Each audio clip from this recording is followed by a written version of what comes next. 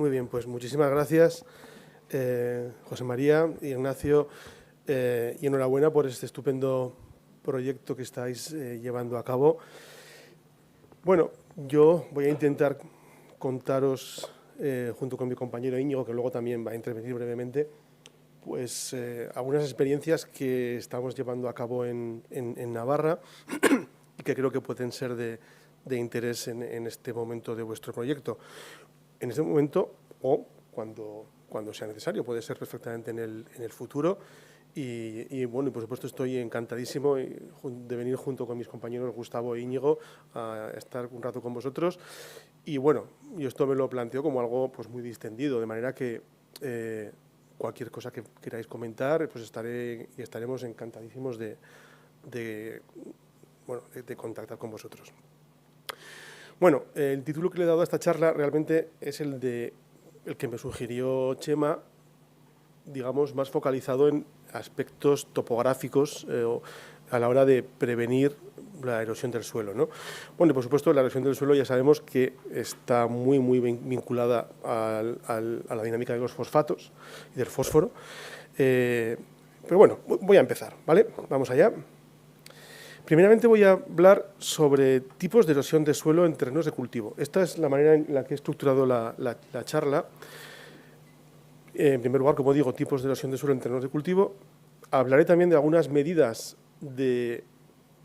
algunos métodos para medir esta intensidad de la erosión del suelo que estamos llevando a cabo en Navarra. Hablaré también brevemente, porque aquí, bueno, cualquiera de los que estéis aquí sabréis bastante más que yo probablemente sobre estrategias de conservación de suelo en zonas agrícolas y concretamente el método Keyline. Y también hablaremos al final, esto lo hará Íñigo, hablaremos de una línea de investigación que nosotros llevamos a cabo desde hace mucho tiempo, que es la del uso de modelos de simulación, o de modelos matemáticos de simulación. Y en concreto lo aplicaremos en este caso pues para el control de una pequeña ilustración, una mínima ilustración, porque es todavía pues para muchísimo tiempo, ¿no? Ilustración sobre cómo pueden estos modelos servirnos ser de mucha utilidad a la hora de planificar pues nuestras actividades en nuestras fincas. Bueno, todos sabemos lo que es la erosión del suelo. Evidentemente voy a pasar muy rápidamente por la mayor parte de estas cosas, ¿no? Sabemos que la erosión del suelo pues, es el desprendimiento y el desplazamiento de la capa superior del suelo debido a la acción de agentes erosivos. Y los agentes de erosión más importantes pues, son el agua, el viento y el propio laboreo, que provocan la erosión hídrica, la erosión eólica y la erosión por laboreo respectivamente. Y con frecuencia sí, no había sincronización entre lo que yo veía. Vale. Sí, que a menudo pues estos agentes o estos fenómenos erosivos se incrementan por la actividad agrícola. Y bueno, como vemos, pues lo que se erosiona pues acaba depositándose, lógicamente. Y aquí tendríamos un caso extremo. Estos serían pues canales de drenaje. Este es un mismo canal de drenaje. La foto de la izquierda muestra el canal erosionado en la parte aguas arriba y en la foto de la derecha muestra pues, cómo ese sedimento arrancado pues, acaba depositándose.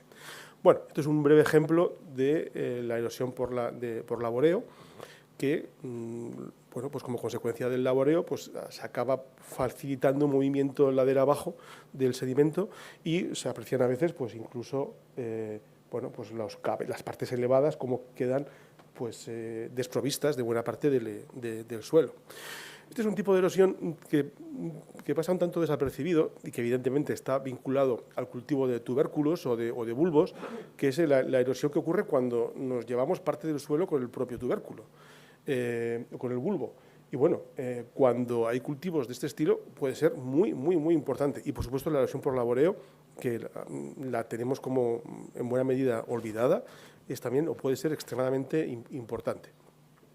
Bueno, ¿cuáles son los procesos implicados en la erosión? Ahora me centro en erosión hídrica, ¿vale? Ya me olvido de erosión por laboreo, de erosión ligada a la cosecha, y me centro en erosión hídrica, y también me olvido de la erosión eólica, que en principio pues, no tiene gran importancia en nuestros territorios. Bueno, ¿cuáles son los procesos implicados en la erosión hídrica? Pues básicamente, como decimos, es un proceso de arranque y de transporte. En el caso de la erosión hídrica del suelo, dicho desprendimiento y transporte se lleva a cabo mediante el propio golpeteo de las hojas, de las gotas de lluvia sobre el suelo desnudo y da lugar a la erosión por salpicadura, y luego la propia escorrentía que provoca lo que se denomina pues, erosión hidráulica o erosión por escorrentía. Y aquí vemos pues, también un buen ejemplo. Tipos de erosión más importantes que podemos encontrar. Bueno, pues podemos distinguir la erosión laminar de la erosión que denominamos en flujos concentrados. Cuando hablamos de erosión laminar nos referimos a la eliminación de una capa aproximadamente homogénea y uniforme del suelo. Puede pasar más o menos desapercibida y, claro, una erosión, aunque en cuanto a profundidad pueda parecer muy pequeña, si lo traducimos en toneladas por hectárea o por metro cuadrado que salen, pueden ser muchísimas. Entonces, bueno, la erosión laminar tiene ese problema que apenas se nota, pero desde luego puede ser pues muy importante. Y bueno, y la erosión, pues ¿cómo se puede detectar a veces? Pues por la deposición del sedimento que de manera imperceptible quizás ocurre aguas arriba y en zonas más concentradas pues puede verse aguas abajo. Así que la erosión laminar, digamos, esa eliminación homogénea del suelo de toda la superficie, frente a la erosión que ocurre cuando el flujo se concentra. Y aquí, a su vez, vamos a distinguir dos tipos: la erosión por surcos de la erosión por cárcavas. Aquí vemos ejemplos de erosión en surcos, que serían canales aproximadamente paralelos, muy frecuentemente vinculados al laboreo, y que se forman en las laderas, ¿vale? Y que se eliminan, siempre que después en cada labrado, pues se eliminan, para volver a aparecer pues probablemente al año siguiente. Y es una forma pues muy común y muy importante de erosión y que causa pues muchos problemas. Y después tenemos lo que denominamos cárcavas, que son ya cauces pues bastante más, en general, bastante más grandes, y que nosotros en nuestra clasificación y en nuestro entorno geomorfológico pues las situamos en las vaguadas. Así que los surcos se formarían en las laderas y las cárcavas en las vaguadas. A veces definir vaguada y distinguir la vaguada de ladera no es muy fácil, pero bueno, yo creo que este esquema ayuda bastante. Y a su vez, las cárcavas las podemos, en zonas agrícolas, bueno, en general, las cárcavas en general se clasifican en dos tipos: las que denominamos efímeras y las que denominamos permanentes. Efímeras, aquellas que pueden ser eliminadas por el laboreo convencional. Se forman en una finca y el laboreo ordinario las puede eliminar. Permanentes, pues cuando ya eso no es posible. En la imagen de la izquierda vemos una cárcava que en su momento fue efímera o efimerable, porque se podía eliminar, pero ya ha alcanzado un tamaño pues, muy grande, y en este caso pues, sería realmente problemático eliminarla con un laboreo convencional. Y bueno, y la imagen de la derecha es una gran cárcava permanente, en este caso en las bardenas reales. Evidentemente, las que nos incumben a nosotros son de manera más importante en zonas agrícolas, son las cárcavas efímeras, que son las que ocurren en terrenos de cultivo y que se eliminan, al igual que los surcos, se eliminan pues, de manera rutinaria con el laboreo. Bueno, las cárcavas, ya sean efímeras o permanentes, pues suelen tener una cabecera. Aquí vemos algún caso extremo. Parece mentira, pero bueno, en Bélgica, esto está en la zona de Loes de Bélgica, pues está muy afectada por este tipo de erosión y hay casos realmente pues, espectaculares. Y estos serían cárcavas permanentes ya. Y aquí estos son ejemplos de cabeceras en el sur de Navarra, en las bardenas reales. Pero así aquí vemos sí, como también nuestras cárcavas efímeras pues, también tienen su cabecera. Y es lo que muchas veces explica el proceso de aparición y elongación y bueno, crecimiento en general de la cárcava. Bueno, entonces esta sería pues una visión, digamos, un poco paradigmática, ¿no? Pues en las laderas tenemos a los surcos y en la vaguada tendríamos a la cárcava efímera. Aquí vemos más ejemplos de cárcavas efímeras, en este caso también en Navarra.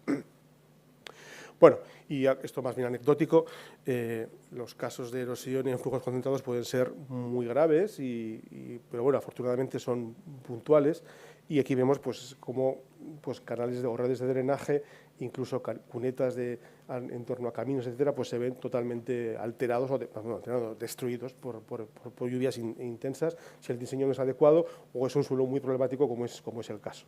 No quiero aquí en absoluto poner en mal lugar a los ingenieros del Gobierno de Navarra, porque hacen muy buena labor, pero a veces, bueno, pues es imposible evitar cosas como esta. Bueno, más tipos de erosión, y quizá, evidentemente, los que nos van a ocupar a nosotros, y el caso concreto de este proyecto, pues evidentemente es la erosión laminar, la erosión en surcos y la erosión por cárcavas efímeras. Pero no está de más que os cite algún ejemplo más, cosas un tanto curiosas. En algunos lugares se da la erosión o el fenómeno del sifonamiento o sufosión, que consiste en la creación de túneles, básicamente. Pues bueno, aquí vemos como esto también es en el sur de Navarra, suelos muy limosos, pues se crean pues auténticos túneles. Aquí tenemos la entrada y la salida estaría por aquí, cubierta por vegetación, y dan lugar a veces a fenómenos pues de mucha intensidad. Y a veces tienen lugar en entornos mucho más reducidos y son el origen de cárcavas o de surcos, porque el origen de las cárcavas, de los surcos, en fin, no es solamente la pura escorrentía que se mueve sobre la ladera o sobre la vaguada, sino que también puede ocurrir por circunstancias más complejas como estas, que por cierto están todavía muy poco estudiadas. ¿Qué factores controlan la erosión del suelo? Y insisto también, porque creo que es importante, bueno, lo tenéis clarísimo, pero el vínculo entre erosión y dinámica del fósforo. Todos sabemos que las partículas de suelo pues arrastran consigo muchas cosas, y entre otras pues el fósforo. Entonces, ¿qué es lo que controla la erosión? Bueno, pues así es relativamente sencillo. Pues, por supuesto, la capacidad de los agentes erosivos. En el caso de la lluvia, de la erosión hídrica, pues la cantidad y la intensidad de la precipitación. Y esto da lugar a hablar de la erosividad de la lluvia. Por supuesto, otro factor esencial, obviamente, pues es la susceptibilidad del suelo a ser erosionado en igualdad del resto de condiciones, la topografía del terreno y el uso y la gestión. Aquí vemos un gráfico pues muy típico, pues como la cubierta vegetal, obviamente, pues tiende de manera muy rápida a eliminar la cubierta vegetal. Lo que ocurre es que muchas veces pues, la cubierta no está presente por las propias técnicas culturales que, bueno, pues todos sabéis, pues que debido a la competencia pues por el agua y nutrientes de la cubierta y el cultivo de la vid en este caso, pues, o del olivo o del almendro, pues se tiende a dejar, o se ha tendido a dejar los suelos desnudos, con lo cual pues, nos encontramos rápidamente en esta zona de la curva, en la cual, pues cuando la cubierta vegetal es escasa, la erosión, pues el riesgo de erosión va a ser muy elevado. Bueno, efectos de la erosión, pues todos lo sabemos, no voy a profundizar. Disminución de la productividad agrícola, por supuesto los sedimentos contribuyen a la contaminación difusa, bueno, es una manera de degradar el suelo y el agua, incluso pues, por supuesto está vinculado al proceso de desertificación. Por supuesto, como hemos visto, puede afectar a infraestructuras hidráulicas, como los canales de drenaje, provocar sedimentación en embalses. En fin, pues incluso en zonas muy acarcavadas, enseguida la posibilidad de maniobrar por parte de la maquinaria también se ve muy reducida. En fin, pues evidentemente todo cosas a evitar. Bueno, entonces os voy a contar algunos casos de maneras de contabilizar, porque nosotros en nuestro grupo de investigación, una de las cosas que nos preocupa, trabajamos en muchas cosas, quizá en demasiadas, pero también nuestro grupo es bastante amplio, bueno, pues es el diagnóstico, es decir, cómo de importante es realmente la erosión de suelo en terrenos cultivados y dónde es más importante, por qué, si realmente nos debemos preocupar, en fin. Entonces, primeramente os voy a explicar lo que se lleva a cabo en la denominada red de cuencas agrarias experimentales del Gobierno de Navarra. El Gobierno de Navarra, allá por los años 90, de la mano de personas pues una gran visión y una honestidad y un trabajo increíble, como por ejemplo pues Miguel Donézar, que en paz descanse, o Joaquín del Valle, pues se propusieron realizar una serie de mediciones constantes a largo plazo a la salida de zonas agrarias representativas. Y para responder a preguntas como estas. ¿Es importante la erosión? Como os decía, ¿se superan los límites? ¿En qué zonas y en qué momentos es más importante? ¿Qué factores lo controlan? ¿Cómo podemos medir mejor las exportaciones de sedimentos? En fin. Y para esto, pues lo que decidieron fue establecer una serie de cuencas agrícolas, determinar y localizar, en concreto 5 que tenemos ahora mismo en funcionamiento. Bueno, tienen, el Gobierno de Navarra es quien lo hace todo, solo que nosotros les ayudamos a interpretar los muchísimos datos que van saliendo. Pues estas 5 cuencas pretenden pues observar qué es lo que ocurre en cuanto a la hidrología. Pues se controla en cada una de ellas. Controlamos todas las variables meteorológicas cada 10 minutos. A la salida de cada cuenca, como puede verse aquí, estas son algunas de las fotos de las típicas salidas, se mide el nivel del agua cada 10 minutos, la turbidez cada 10 minutos, y se toman muestras diarias de todo tipo de sales, cationes y iones, y de sedimento, ¿vale? Y esto lo llevamos haciendo en algunos casos desde el año 95, con lo cual pues tenemos una descripción, creo que bastante precisa de lo que realmente pues está ocurriendo. Entonces, 2 de las cuencas, la Chaga y la Tejería, son de uso 100% cerealista y son relativamente pequeñas, unas 200 hectáreas. Otra está dedicada al regadío, aunque no en su totalidad. Aproximadamente la mitad de la cuenca es de regadío. Está localizada en el sur, prácticamente en las Bardenas. Y otra que está a su vez subdividida en 2, que es 100% forestal, y la cuenca completa, que incluye esta subcuenca forestal, pues es de uso mixto de ganadería y de pasto. Entonces, como digo, con esa frecuencia obtenemos esta información diaria con tomamuestras que se recogen pues cada pocos días, pues va un técnico, lo recoge, se lleva al laboratorio y se analiza todo esto. La información está disponible en esta página web y está disponible para todo el mundo. No todos los datos 10 minutales desde el año 96 están automáticamente disponibles, pero sí que se pueden solicitar. Y bueno, pues aquí pongo algún ejemplo. Habría muchísimo, solamente para contaros esto, pues necesitaría pues mucho tiempo, ¿no? Pero bueno, el tipo de información que se obtiene es esta. Aquí, por ejemplo, claro, agregamos luego la información 10 minutal al nivel temporal que deseamos, sea diario, sea mensual, sea anual.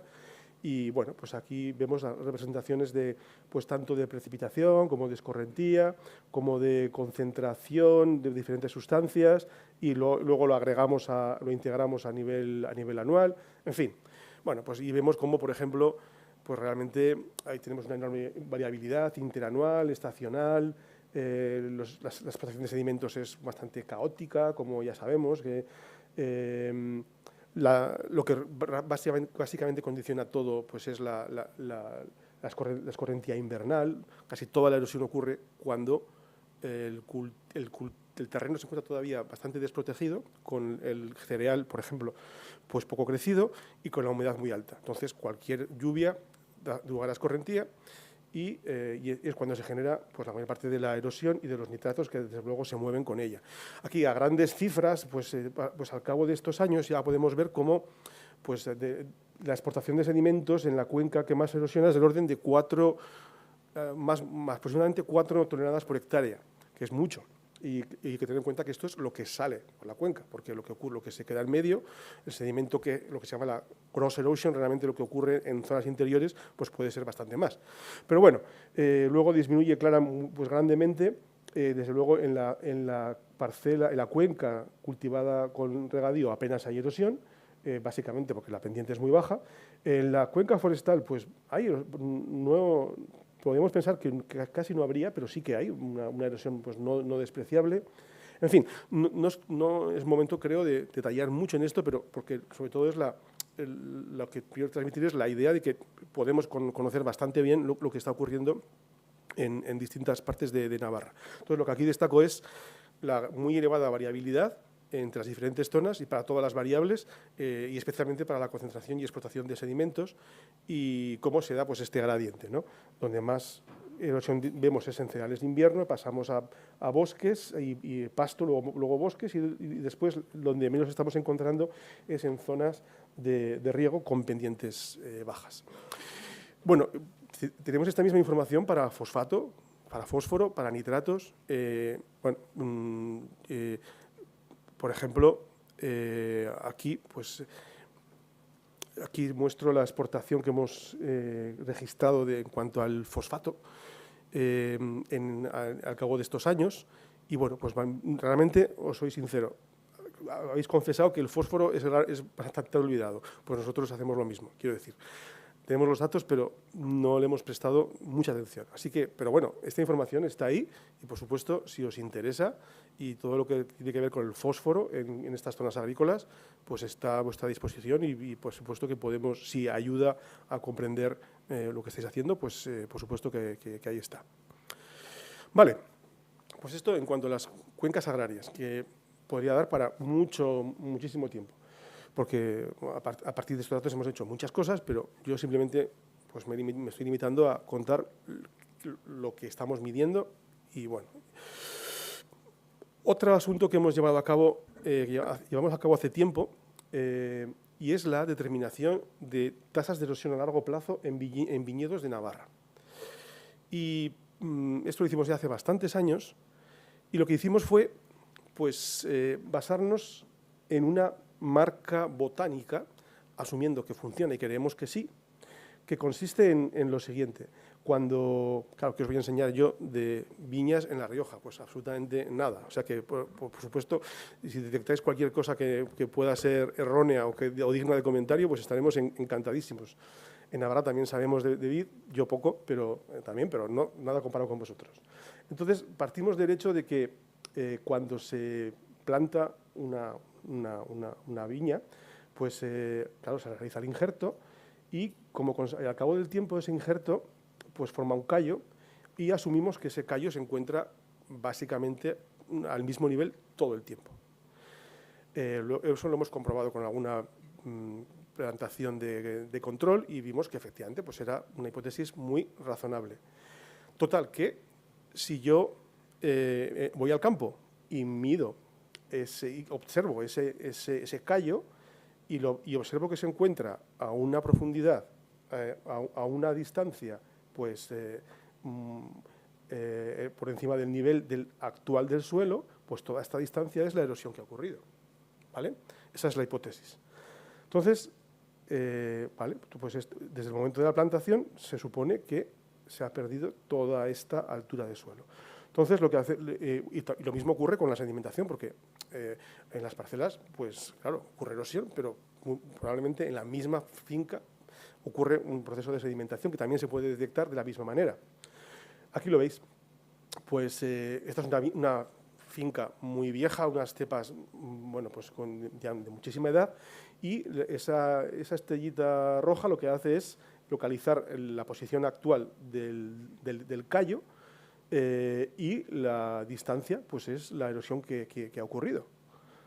Así que eso sería el suelo original, el paleosuelo que ya podríamos llamar. Bueno, en fin, paleo no en sentido geológico, o sea, en sentido grafológico riguroso, sino, bueno, pues puedo decir la posición antigua. Y, bueno, pues con esto lo que hicimos fue, en unas cuantas parcelas de Navarra, pues recrear la situación originaria del suelo con un DEM y a partir de esa señal del injerto y después hacer topografiar, obtener el DEM de la situación actual y restarlos. Y bueno, hicimos estas son las estaciones. Veo que me estabais oyendo muy poco, ¿no? Porque cuando me acerco se oye mucho mejor que cuando estoy. Bueno, en fin. Si no oís, me decís, ¿vale? Porque.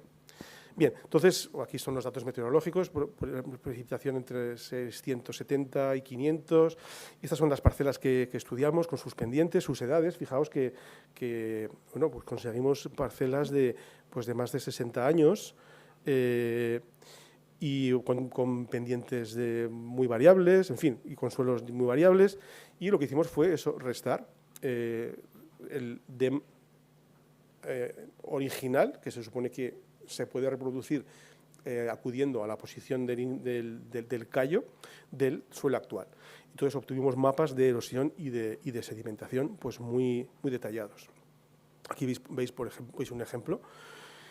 Y bueno, de la información que obtuvimos, algunas viñas pues eran realmente muy deterioradas, otras eran mucho más estándar. Y bueno, y aquí están algunos de los resultados. Veíamos cómo las tasas de erosión pues realmente eran muy importantes, y que en cuanto superábamos una pendiente del 2-3%, pues las tasas se nos iban a valores de 20-30 toneladas por hectárea y año. Y bueno, yo debo confesar que aquí es una pequeña frustración personal, en el sentido de que nosotros aportamos información, pero luego pues creemos que cae bastante en saco roto, porque pensamos que estos datos deberían dar que pensar, porque realmente con muy poca pendiente estamos viendo que la erosión a medio y largo plazo pues puede ser muy alta. Pero bueno, esto ya es otro tema. Yo suelo decir, quizá estaré equivocado y me podéis criticar, pero no sé, en la universidad hacemos muchas cosas, pero todas no las podemos hacer. Quiero decir, yo no puedo ir al campo o ir al gobierno y decirle, pues, mire usted, pues haga algo, o a los agricultores. Eso ya, pues lo siento, pero no. Hay gente que sí que opina que tenemos que hacer todo también, incluso dedicarnos por supuesto, es nuestro deber también, a la divulgación y ir predicando, pero a mí sinceramente pues no me da la vida para todo. Yo, entre comillas, me conformo pues con diagnosticar y contarlo y luego, pues mira, oye, si alguien hace algo, genial, si no, pues ¿qué vamos a hacer? Bueno, pues estos son los tipos de datos que lo hicimos y como no tuvo mucha más repercusión, pues bueno, sí tuvo repercusión, pues que hubo gente que hizo cosas muy parecidas a continuación en otros sitios. Recuerdo a modo de anécdota que tuvimos cierto conflicto con unos colegas franceses porque ellos decían que ya lo habían hecho y que les estábamos copiando, cuando realmente, pues en fin, demostramos que no, pero bueno, en fin. Y de todos modos, debo decir que la idea de esto fue de Joaquín del Valle, que está jubilado hace poco, pero bueno, es una persona, como decía antes, junto con Miguel Donezar, que ha influido muchísimo en la manera de enfocar todos estos estudios en Navarra.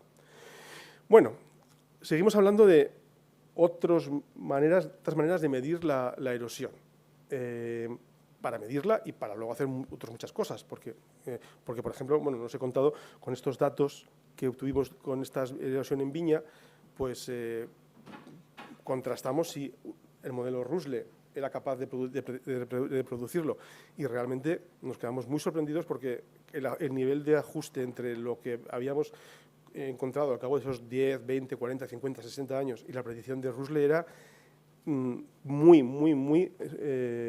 similar. Y bueno, claro, no en vano, pues Rusle está diseñada para realizar estimaciones a muy largo plazo.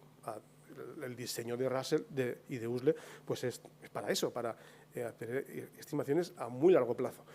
Y generalmente nosotros forzamos a evaluar Russell con muy pocas, con series muy cortas. Entonces, bueno, esta vez que lo hicimos con series tan largas, pues realmente el comportamiento del modelo fue llamativamente adecuado.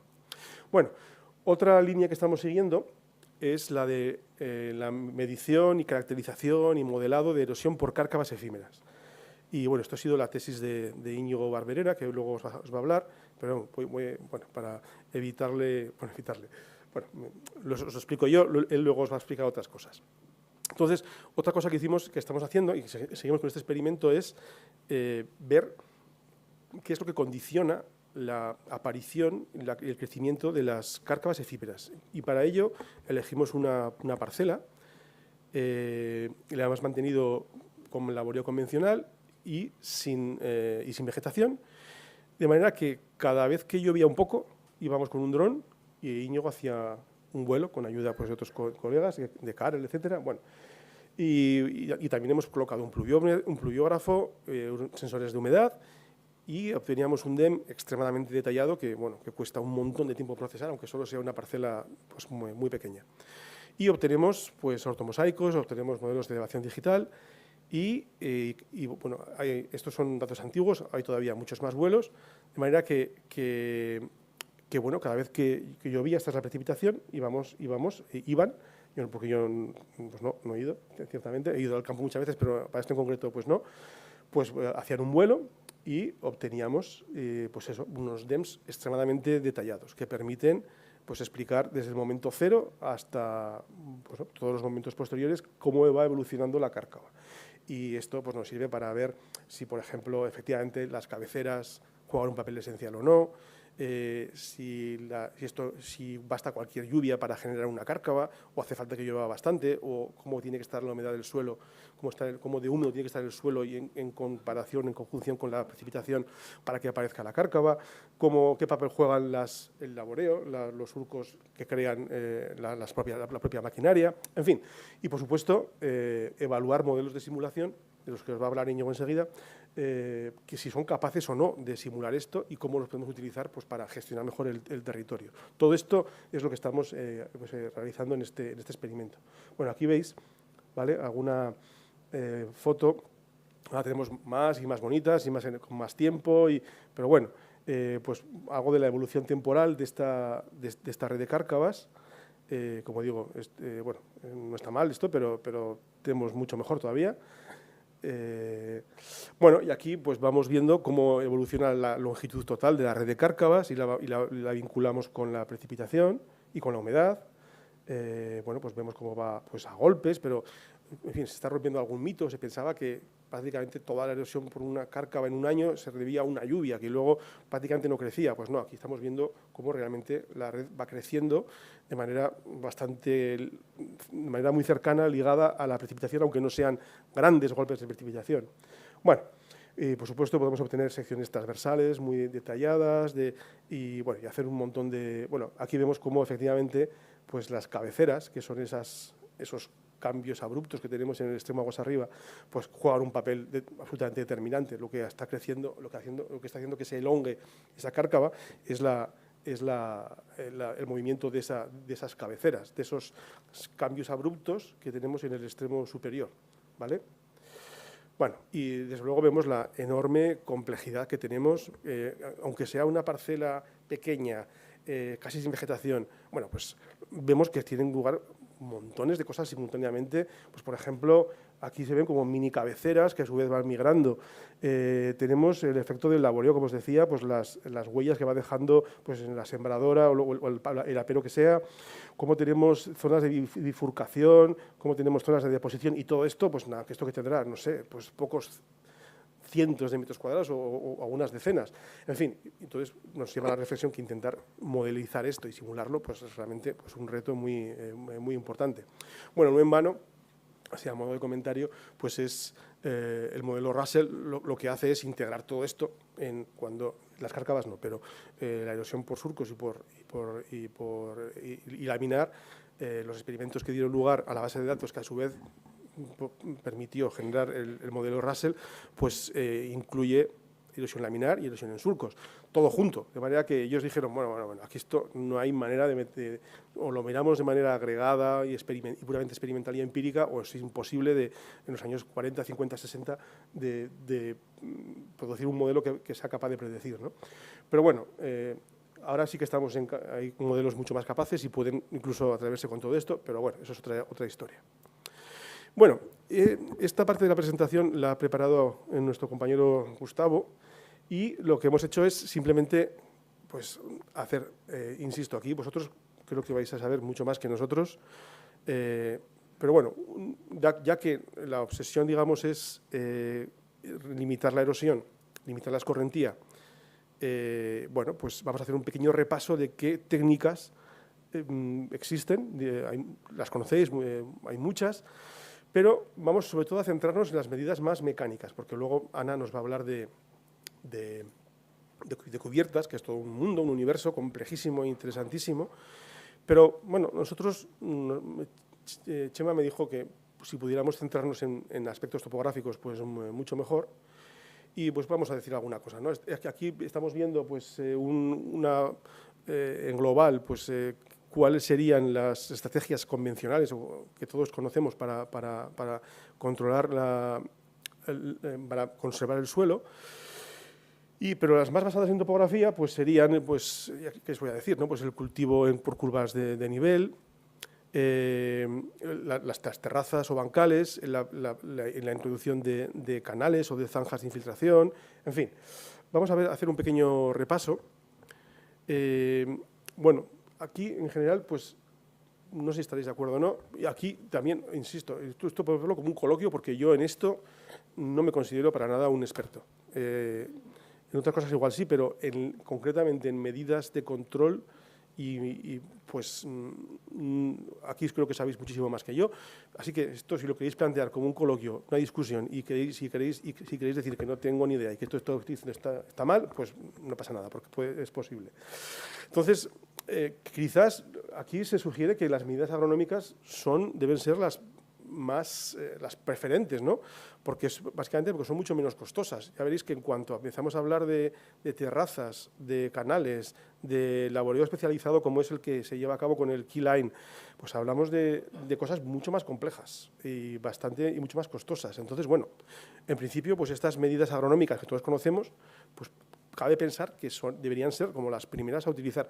Claro, si hablamos de cultivos ya muy rentables, muy rentables, con un margen importante, ya por supuesto, pues podemos plantearnos otras cosas, ¿no? Así que las medidas mecánicas por sí solas pues pueden ser en muchos casos ineficaces porque, en definitiva, el desprendimiento del suelo pues que es difícilmente evitable por la propia o la pura presencia de una medida más bien topográfica. Bueno, por supuesto, una terraza, pues sí, quizás si está desnuda, el suelo no se arranca igualmente, pero evidentemente no se transporta, ¿no? Con lo cual hemos ganado mucho. Pero bueno. Bueno, pues por supuesto tenemos el laboreo de acuerdo con las curvas de nivel, que de todos conocido. Cuando es un poco menos estricto, digamos, no se sigue tan estrictamente las curvas de nivel, pues hablamos del off-grade contouring, y todo esto está recogido, estas medidas pues están recogidas pues, en el factor P de Rusle. El cultivo en terrazas, bueno, en La Rioja sois auténticos expertos en el cultivo en terrazas, y de hecho, bueno, hay pues, colegas nuestros que llevan mucho tiempo, han dedicado mucho esfuerzo a estudiar pues qué ocurre con las terrazas, cómo se comportan y cómo se comportan también cuando se abandonan, porque por desgracia pues hay muchos ejemplos de terrazas abandonadas pues en muchos lugares de España, en Navarra y en La Rioja pues también. Así que bueno, pues ya sabéis lo que es, evidentemente, tienen muchas ventajas, pero también tienen pues, muchos inconvenientes, pues el coste de construcción, el mantenimiento, pérdida posible de zonas cultivables, de terreno cultivable, etcétera. Otras medidas, pues el considerar canales, poner algún tipo de vegetación permanente en las vaguadas. Esto se plantea, por ejemplo, para cárcavas efímeras, para que las cárcavas no se formen en las vaguadas, pues se plantea bastante, en inglés se llaman grass waterways, y está bastante extendido. Pero bueno, pues tienen, claro, sus inconvenientes, pues ocupan superficie agrícola, desde luego. Yo creo que aquí no haría mucha gracia en el mundo agrario, pues el decirles que destinen parte de su parcela y quizás la más productiva, precisamente, aunque se erosione, pues a cultivar entre comillas, pues un césped para evitar la erosión, pues yo no lo veo muy factible realmente.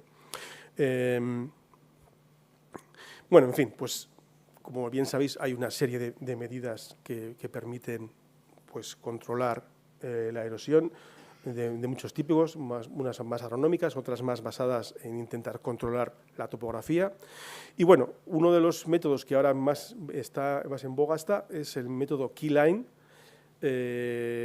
Explicarlo con detalle llevaría su tiempo, pero bueno, digamos que la idea general es tratar de conducir el agua que se acumula en las vaguadas, no dejar que se quede allí y que fluya con naturalidad por la parte más baja de la parcela o de la cuenca agrícola, sino intentar derivarla hacia los extremos, hacia los lados, ¿vale? La idea yo creo que es muy buena y además, claro, no solamente es simplemente esa idea, sino que tiene otro montón de asuntos asociados, como por ejemplo pues un subsolado que facilite la infiltración y que rompa las estructuras del suelo que dificultan esa incorporación del agua al suelo. Entonces, bueno, y por supuesto, como ponía aquí, pues Ideas fundamentales, pues mayor infiltración y retención de agua, una reducción de la erosión. Al evitar que el agua se concentre, pues se minimiza la erosión y la pérdida de suelo fértil, aumenta la fertilidad y la biomasa. Bueno, pues parece ser que en las parcelas en las que se aplica este método pues soportan mejor los periodos de sequía, ya que se produce una redistribución del agua pues menos forzada por la pura topografía, sino que lo que se hace es distribuir ese agua de una manera pues más global. Bueno, pues parece ser que su potencial mayor se encuentra en fincas de secano con pendientes moderadas. Cuando la pendiente ya es muy elevada, pues parece ser que ya pues no es tan efectivo.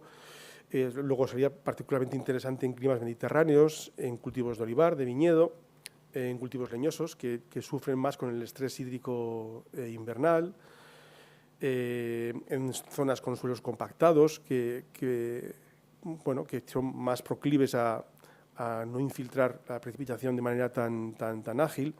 Pero bueno, como todo tiene pues limitaciones. Las pendientes superiores al 8 y 10% parece que son ya pues, un factor limitante.